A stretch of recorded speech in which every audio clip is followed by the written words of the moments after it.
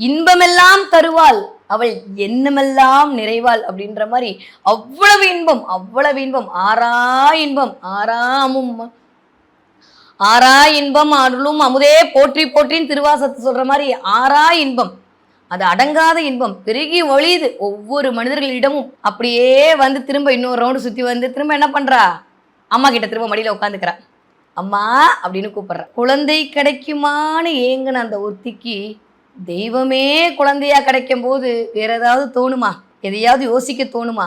அதுவும் இப்படி பார்க்க பார்க்க திகட்டாத ஒரு அழகு, பார்க்க பார்க்க வியக்க வைக்கிற ஒரு அறிவு.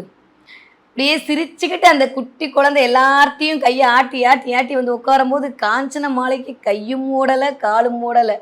எல்லாரும் சிரிக்கும் போது எப்போவுமே பார்த்தீங்கன்னா வீட்டில் அப்பா கரெக்டாக இருப்பார் சில விஷயத்தில், ஸ்ட்ரிக்ட் ஆஃபீஸர் சொல்லுவோம், ஆனால் அவர் செய்கிற விஷயங்கள் கரெக்டாக இருக்கும்.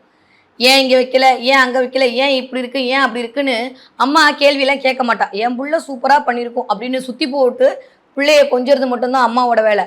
ஆனால் இன்னும் நல்லா இருக்கணும் இன்னும் நல்லா இருக்கணும்னு சொல்கிறது அப்பாவோட வேலை. ஏன்னா குறையெல்லாம் சொல்கிற மாதிரி தெரியும் அப்பா, ஆனால் அந்த குறையெல்லாம் செதுக்கி செதுக்கி சிற்பமாக நம்மளை மாற்றக்கூடியவரே அவர் தான்னு பின்னாடி நம்ம அப்பாவாகும் போது தான் தெரியும்.